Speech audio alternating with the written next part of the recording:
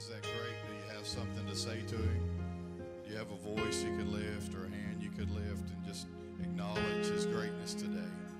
My heart's singing to him. I want my voice to sing to him. I want my soul to sing to him today. In a world that is faced with unbelievable problems, unanswerable problems, our God's still great. I said it Wednesday night, but I was asked last week to make a statement of faith for a particular thing that I was doing, and I thought about it for days, actually. I wrote a lot of stuff down. But when it came time to finish it up, I just simply stated that I believe that Jesus Christ is the Savior of the world. That means whatever my problem is, whatever my situation is, that he's my Savior. And I believe it with all my heart. I'm so thankful you're here today. Good to see you. I know this is the last big vacation weekend. I counted 120-something last week that we're missing. We probably have more than that today. We're so glad you're here. Some of our guests, some first-time guests here, so glad. Some of them work at the daycare, and then Aaron just walked in. We're so glad you're here. Let's let them know we're glad to have them today.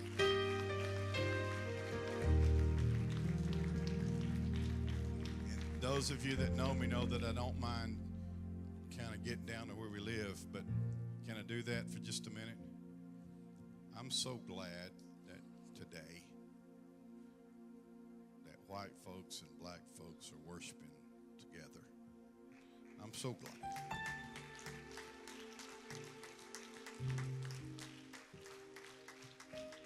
I'm so thankful.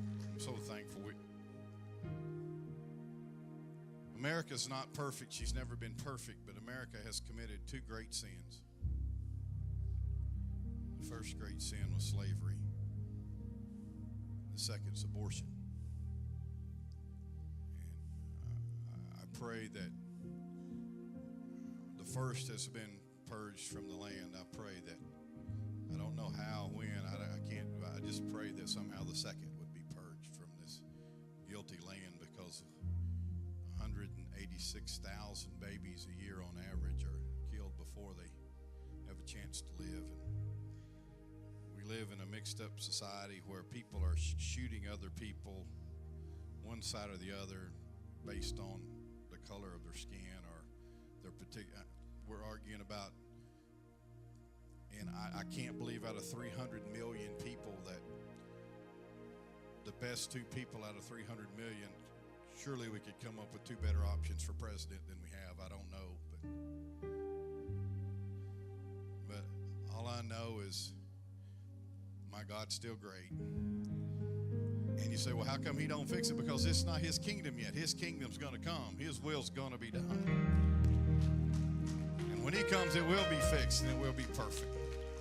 And what we are to be as the church is we are to be an example. We are to be an example of his kindness and his love and his mercy and his grace.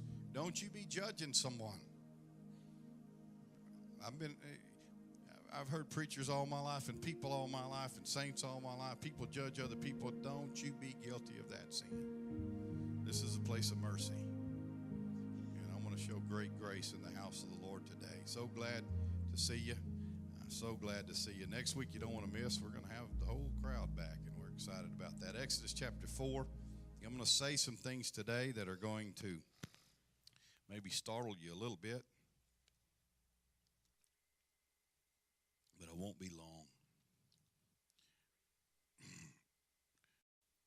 The Lord asked Moses, if you read the whole story, Moses had been wandering around in a place called the backside of the desert. I don't know about you, but that sounds like a pretty rough place. He'd been wandering there for about 40 years, tending Jethro, his father-in-law's sheep. And before I tell that story, we're going to have another saint. Cassandra Brown is expecting, and we're excited about that. And she'll be a fantastic little mama. All I know is if I know her really well, and if I were you, I wouldn't mess with that little boy. I think it's going to be a boy. Me and Liz are fussing about that. But he'd been on the backside of the desert for a long time. He had ran away from his calling. He was 80 years old. He shows up at this burning bush, and it was burning, but it wasn't burning. It was burning, but it wasn't burning up. And he stood before it, and the Lord told him to take his shoes off, and he stand on holy ground. And they started talking to him about the things he wanted him to do, and how he still wanted him to be the deliverer that he should have been 40 years ago. And he said, well, Aaron, what's in your hand? And he said, a rod. What's a rod? It's a shepherd's rod. He was tending his father-in-law's sheep. There were millions of them, thousands of them in his neck of the woods. Everybody had a rod. Wasn't anything different about his rod. As a matter of fact, a lot of the rods they've collected from archaeological finds, these men, these shepherds, have carved the events of their life. These rods become like history books of their life. They record what has gone on, and when no one else was around, well, they had carved it on the rod. How many days they were in the wilderness with the sheep, or the things that happened. I'm sure that David talked about the lion and the bear on his rod. I'm sure that the rod that David carried when he was a shepherd, he had carved those events. He had this rod, and this rod was a chronicle of his life as a shepherd. It was a history book of what had gone on, but everyone had one. Every shepherd, everyone that roamed around in that part of the world, they had a rod. And so the Lord said, Moses, what is in your hand? And he said, I got a rod, just like everybody else has got a rod. Verse 3, and the Lord said, throw it on the ground, cast it on the ground. So he cast it on the ground, and it became a serpent. And Moses fled from it. Just a thought. I watch these National Geographic and Animal Planet things where people chase snakes. That's backwards. That's backwards. Yeah, you don't chase them. You run from them. Matter of fact, more people are injured trying to get away from a snake than they are by being bitten by one. Can I get a witness? Yeah. Some of you have been injured running from one. The Lord told Moses, reach out your hand and take it by the tail. And he reached out his hand and caught it. And it became a rod. Everybody remember where this started. Remember what we just read. God bless you. You're going to help me just for a few minutes? Say amen. Again, it's good to have you. God bless you. You may be seated. Some things we view as unimportant. Some things we view as ordinary. Other people look at them as very important. That's why you have yard sales.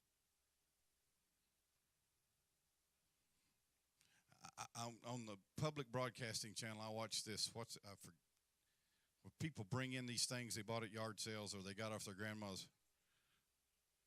antique roadshow. Yeah, that's it. And I watched one time, and this guy had paid like $1 for this thing at a yard sale, and it wasn't even a painting. It was just a copy of a painting, but it was one of very few copies, and he brought it in, and it was worth $185,000. It wasn't worth $1 to me, but to some poor ignorant soul, it was worth $185,000 because who had painted the original painting, and there were just so many copies, and the original had been destroyed, and so these copies were so important. And it's amazing how little things become. How many of you can look back in your life and a chance meeting at a restaurant, or I was standing in a building waiting on an elevator just a couple of weeks ago, and I met a gentleman, and it became a very, very important meeting. He looked at me and said, do I know you? And I said, no. Do I know you? And I said, no. But we began to talk, and it was something that God had really laid out. It was just an unimportant meeting, and it became very important. And it's amazing how life is like that. Our relationships are like that. Insignificant things often become very important things. If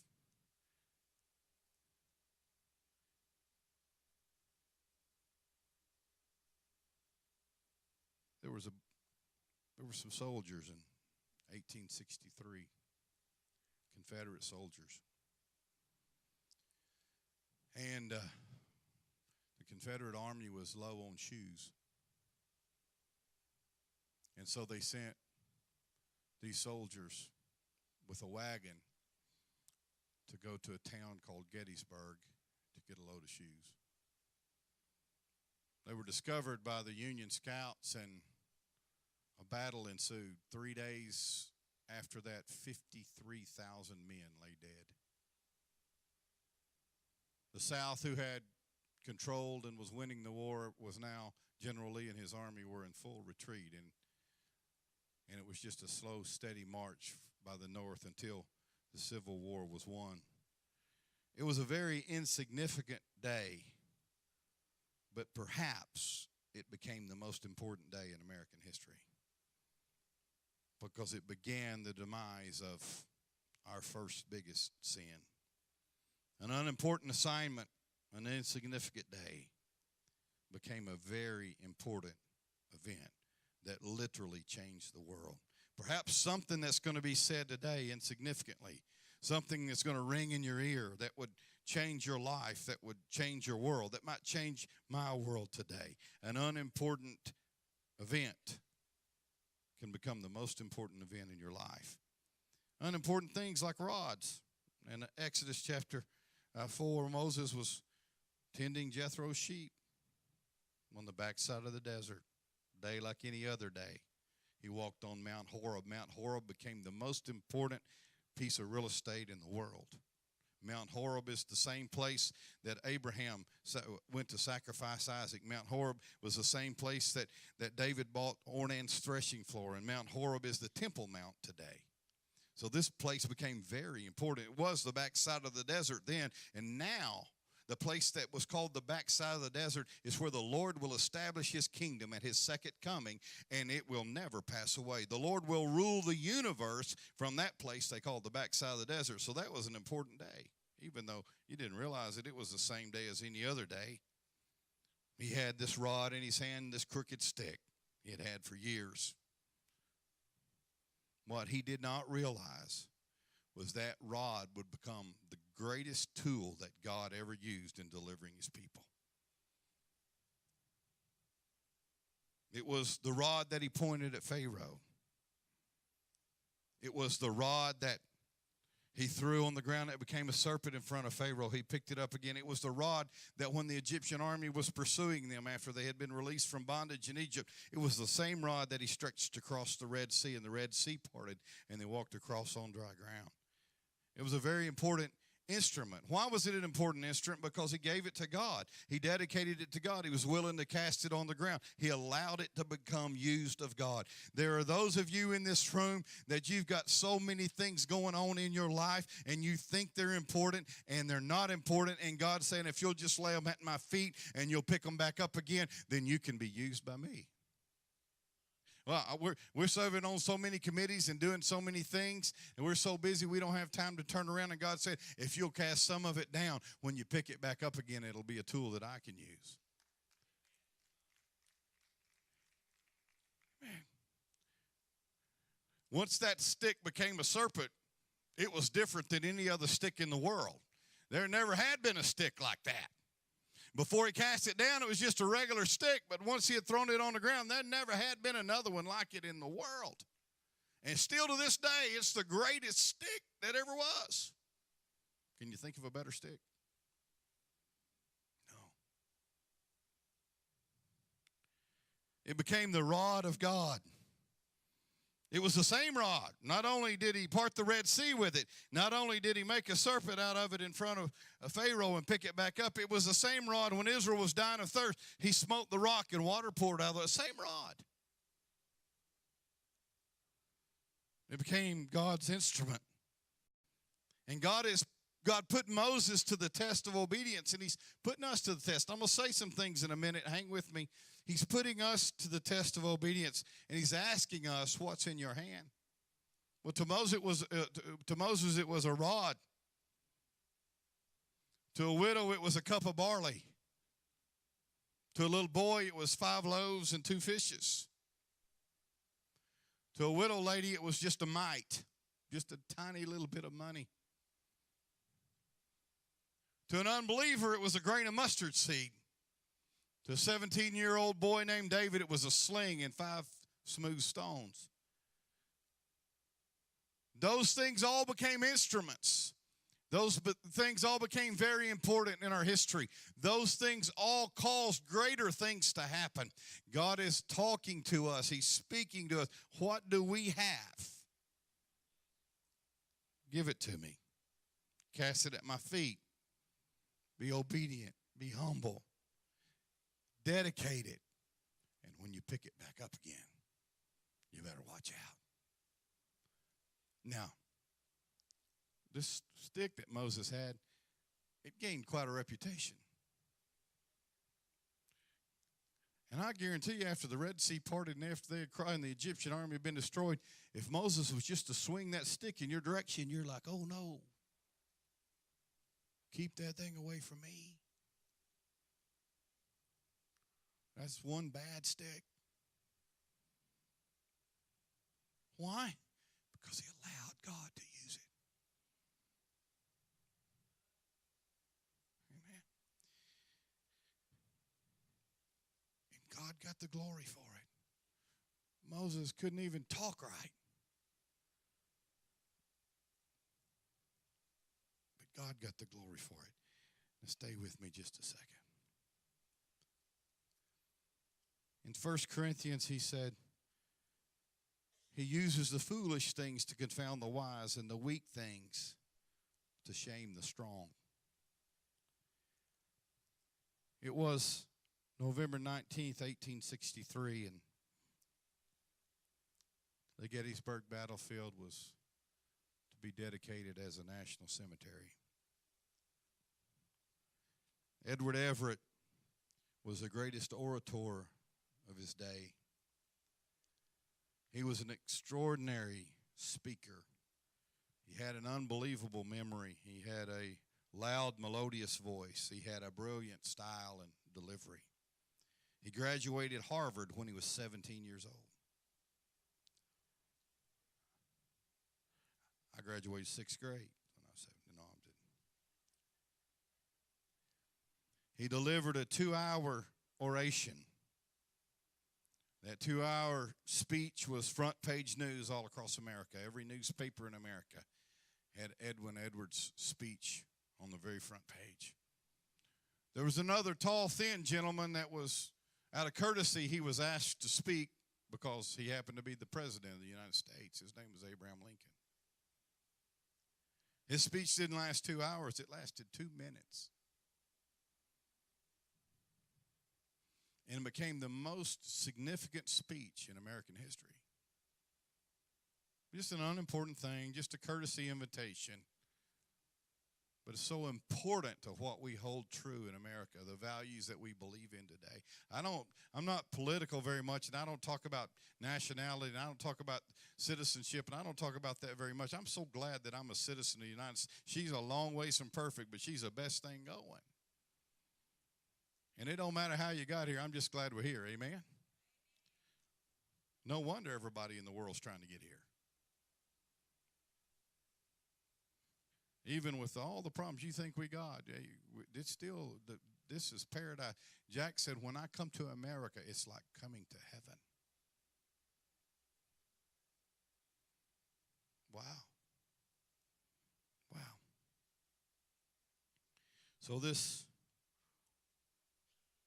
tall man, tall, thin president that was under so much fire and scrutiny and so stressed,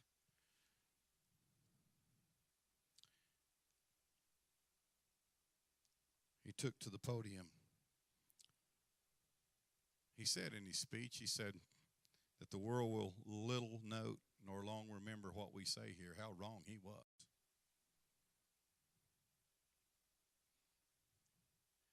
That short speech that he brought,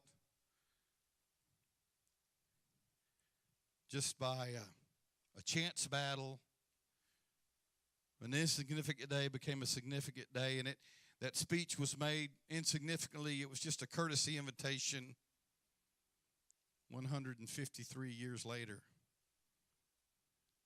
It's the most classic speech of all times. It's called the Gettysburg Address, and I read it to you now. 80 And 7 years ago, our fathers brought forth on this continent a new nation, conceived in liberty, and dedicated to the proposition that all men are created equal. Someone say amen, please. Now we are engaged in a great civil war, testing whether that nation or any nation so conceived and so dedicated can long endure. We are met on a great battlefield of that war. We have come to dedicate a portion of that field as a final resting place for those who here gave their lives that their nation might live. It is altogether fitting and proper that we should do this, but in a larger sense, we cannot dedicate, we cannot consecrate, we cannot hallow this ground. The brave men, living and dead, who struggled here have consecrated it, far above our poor power to add or detract. The world will little note nor long remember what we say here, but it can never forget what they did here. It is for us, the living, rather, to be dedicated here to the unfinished work, which they who fought here have thus far so nobly advanced. It is rather for us to be here dedicated to the great task remaining before us, that from those honored dead we take increased devotion to that cause for which they gave their last full measure of devotion. That we here highly resolve that these dead shall not have died in vain, that this nation under God shall have a new birth of freedom, and that government of the people, by the people, and for the people shall not perish from the earth. Abraham Lincoln, November 19th, 1863.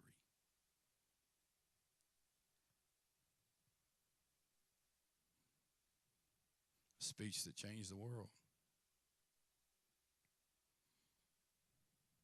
An idea that changed the world.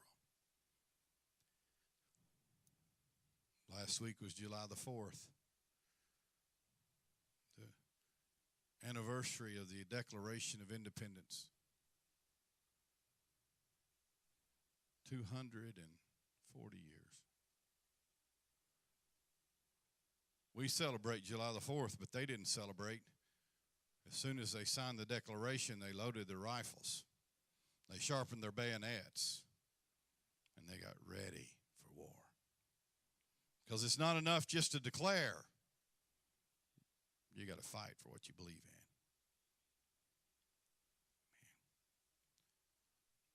What do you really believe? Who do you really trust? What are you going to do with what you have? I'm preaching to people today that God wants to use. We're in the greatest time in history. The next 50 years, if the Lord tarries, we're going to see so many unbelievable things happen on this earth, and God's looking for some warriors.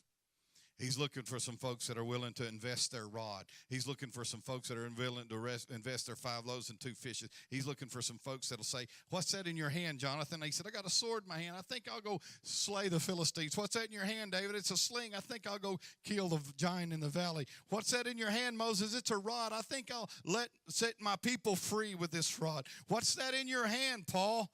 "It's a weakness of speech. I can't talk. I don't know what to do. I'm smart, but I don't know what to do. I'm educated, but I don't know what to do. I can't even talk." Why don't you take that weakness of speech and turn your world upside down with it? Amen. We can do whatever we want to do. God called us to do it. He's speaking to us. He's asking us.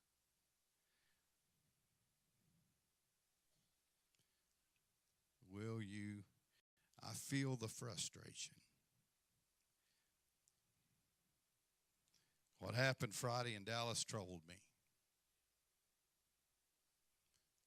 What happened in Orlando troubled me. What happened in Baton Rouge troubled me. Was it Minneapolis or saying what happened in Minnesota troubled me. What happened in France and Belgium troubled me. And I feel so helpless. I feel so helpless. I don't know how to fix it. But I do have a cup of barley meal. I do have a slingshot. I've been asked to take sides. What do you really think? I don't make any difference what I think. It's a mess. You know, I've had my backside tore up by a police officer on the side of the highway and threatened every which way. I've been put in handcuffs for trying to correct my own child. So I'm not a big fan.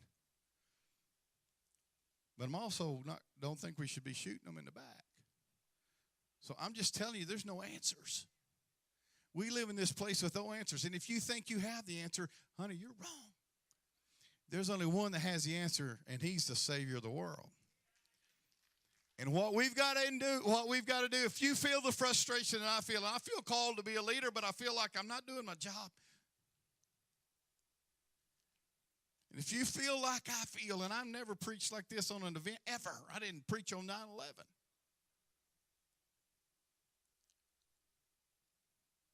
But take what you've got and quit trying to polarize and get on one side or the other. I'm on the Lord's side. As for me and my house, we will serve the Lord. And you're going to see a lot of other things. But you know what you do when you see somebody that's a different color than you are? You ought to hug their neck. And you ought to tell them how much you love them and how much you're glad to worship with them. Amen. When you see somebody that's a different political belief than you are, you ought to hug their neck and tell them you love them. Amen. When you see someone that's gay, you know what you ought to do? You ought to hug them and tell them that you love them. What do? You're letting God use your 5 loaves and 2 fishes. You're letting him use your cup of barley meal. I don't have a whole lot, but you know what I do? I got a great big heart. I do. I got a big heart. I can sit down. I'm a grown man. I'm 52 years old, and I can start thinking about it. I can just start bawling. I can use that. That's all I got. But you know what? That's what we ought to. That's what I'm going to invest my heart.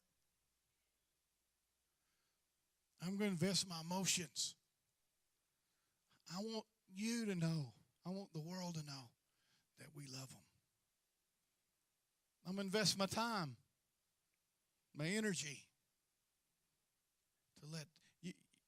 It's not enough if someone's hungry. We read it last week. If someone's hungry, to say, well, be blessed and go in peace. No, if someone's hungry, let's get them some food. Someone's lonely, well, God will provide. Why don't you spend some of your time? Sister Tanya Kirby, God bless you. We have a wonderful family, the Jabo family. He is from Kenya, and she is from Norway. Yes. And they have, he's very educated. He has a PhD in civil engineering, and she's just a precious thing. Her name is Lily, and many of you came to her baby shower. Well, she had her baby Friday night, and he's the cutest little rascal. His name is Owen, and I went to see Owen, but I would have never known that Owen was born. But Saturday morning, Tanya texted me and said he was born last night, and she's been keeping Kenny. That's their other son. She teaches Kenny Sunday school class. She didn't have a whole lot. She's a single mom. She took what she had and she invested it in somebody else. And that may not be a whole lot. They'll never forget it the rest of their life. I still remember who kept Jordan when Seth was born. I remember that, and I'm so thankful for that. Sister Wanda Gandy was who did it. I'm so thankful for that. It's just something in our life. And I remember her bringing Jordan to the hospital to see his little brother for the first time. They fought then. No, they didn't. But Just little things. Can you do something little for somebody besides yourself this week? I'm just asking you. I'm through preaching. I've been through preaching for a long time. I'm just complaining now. Can you just find some extra time to do something for somebody else without expecting to get paid for it? Just help. Let's stand together. I hope that. I'm just frustrated. But if we can invest our friendship, if we can invest our heart, if we can invest a little bit of our time, it wouldn't take any time for us to double our attendance. People are going to come. You know what? When I married Sharon, I said I had to make some deals with her. We sat down and had a talk. And I said, I'll take care of your children if you'll marry me. Because she worried about her kids, obviously. She's a good mama. And I said, I promise you, I'll give you my word that I'll take care of those children. They're not my children, but I'll treat them like my children. I'll take care of them. The only thing I hadn't done is whip them as much as I whip mine. But other than that, I've treated them. I never laid a hand on them. But they need it real bad, especially that one sitting right there. They're standing there. But you know what? On Father's Day, I got a text from all three of them, and it said the same thing. It said, thank you for taking care of me. When I saw them, I cried.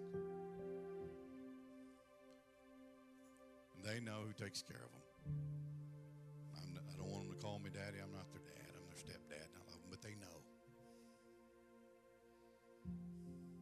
Jade knows that she can wear me down and get anything she wants over time. She knows that. Because I've invested in them. What I had, I invested in them.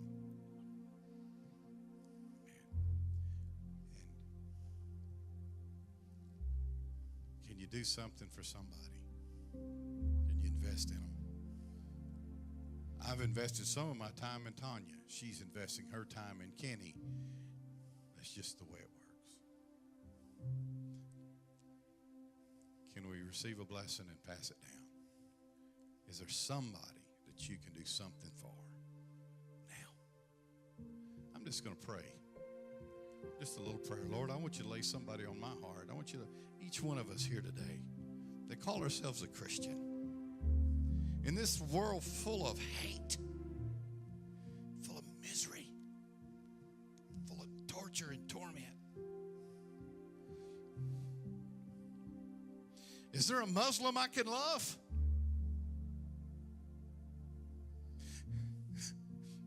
Is there a homosexual that could be my friend?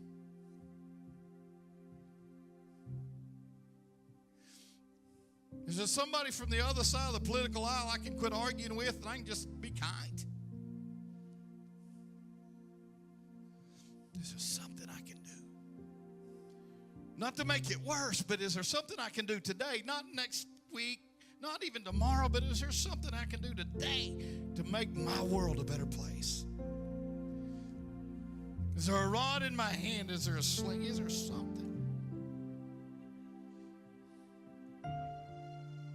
Lay it on our hearts today, God. Let us be the catalyst for change in our world. An instrument of righteousness in the hand of God. A tool, a vessel of honor in the house of the Lord.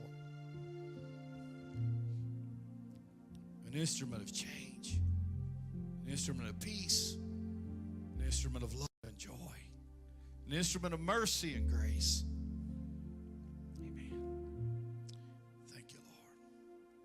Would you just lift a hand and surrender to Him? I want to do what you want me to do. I want to be what you want. Amazing grace, how sweet the sound that saved a wretch like me. I once was lost, but now I'm found. Was blind, but now I see.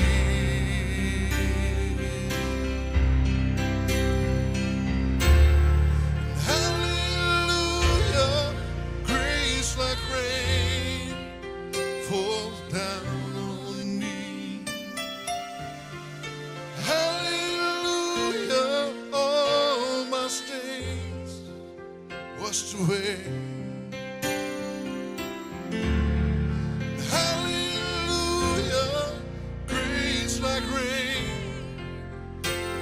Down on me.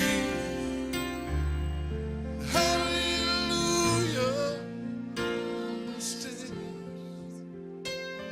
It might be that in the process of you investing, in the process of you committing, in the process of you allowing God to use you for someone else, that God would come to your rescue. Well, I got my own problems. Yeah, the best way to get an answer to your problems is start helping someone else answer theirs. Start ministering to someone else. I'm just going to do it. Aaron, don't you dare leave without me hugging your neck, because I'm glad you're here today. I'm going to do everything I can. I love my kids. It's easy for me to love my kids. I don't care how stupid they are. I still love them. They're my kids. But I want to show love like I show my kids to somebody. You're not going to get any reward for just loving your family. Why don't you love the family of God, which is the whole world? Why don't you love somebody that's different than you are? Is anybody as frustrated as me? I'm just frustrated. And I know we can do better. Do you know we can do better? Let's praise the Lord. Just give him a big hand clap of praise today. You're worth it. God bless you. Shake hands with everybody you can. Hug their neck. Tell them you're glad to be in the house of the Lord. We'll see you on Wednesday night. 10,000